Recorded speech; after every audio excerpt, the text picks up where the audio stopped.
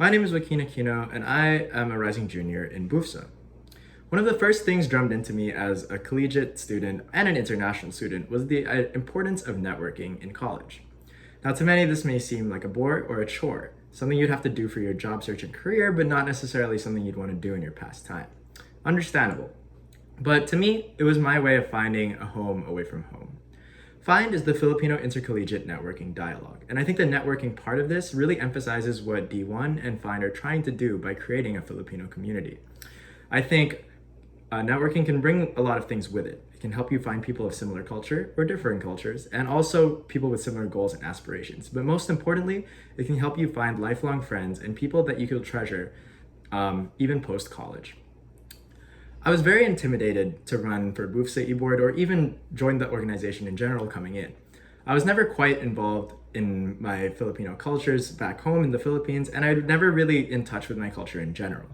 That being said, after meeting a lot of people and hearing about their experiences and backgrounds, I decided to run, and this past year I was the BUFSA external representative.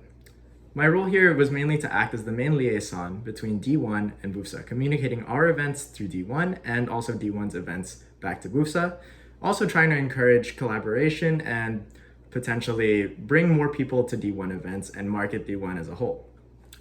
I also organized my own collaborations such as Mahjong and Mocktails with Wellesley and Tufts, as well as FAMDID with Northeastern and Suffolk, working with the other external representatives. I also worked with organizations outside, in the Philippines even, like the Ayala Museum and charities like Angat Buhay. With already being a representative for D1 this past year within my club, I wanted to take it a step further and run for public relations officer. Coming from a position that planned a lot of events, I think the two things that could really showcase D1 are highlighting general member experiences and emphasizing what D1 is really about. I'm aware that something like this was done before in the form of Humans of D1, but I think repurposing it and relooking at it could really help encourage people to join D1.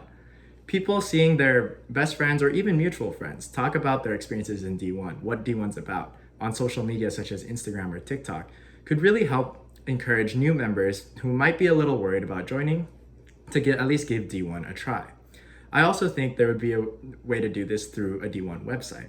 I'm also aware that a D1 website exists, but I think re-looking at this and making sure that it's updated with constant information of all the clubs and also the events going on can really give an easy access area for members and people who are interested in Filipino culture to find out a little bit more about what D1 is about.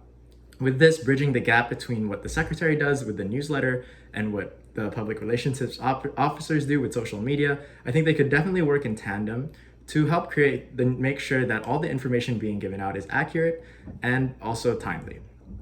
Besides just information, I think something really interesting that D1 could try to do is something related to some smaller events that maybe e-board pairs can run. D1 has some amazing events. For example, Kamayan and Social are two events that I never thought I would ever be able to experience. But having experienced them, they were some of the best times of my college career so far. That being said, they are in separate semesters and have a long time gap in between. Even some of the other events, such as picnic and ice skating, still have at least a month in between them. I think encouraging some smaller events run by e-board pairs, such as basketball or even just eating out at Popeyes or maybe having a picnic on the Esplanade or biking through BC. Just some smaller events that could encourage more intimate participation and also allow those who were not able to go to larger events or maybe were just a little intimidated by the fact that there are 10 schools involved to have a way to join D1 or even just see what D1's about.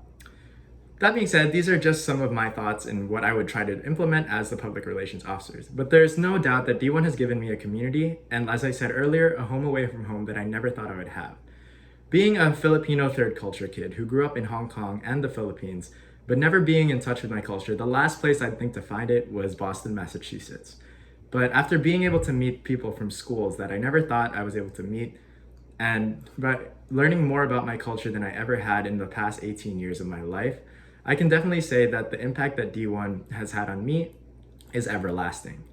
That being said, I want to be able to give that impact to the next set of Filipinos studying in Boston, whether that be for them to find out a little bit more about their culture or even just find their place in a place that can be really hard to figure out what you want to do. I think D1 has the opportunity to do this for the next set of Filipinos and the next set of students in general moving forward. Thank you so much for listening to my speech, and I hope you'll consider me for Public Relations Officer.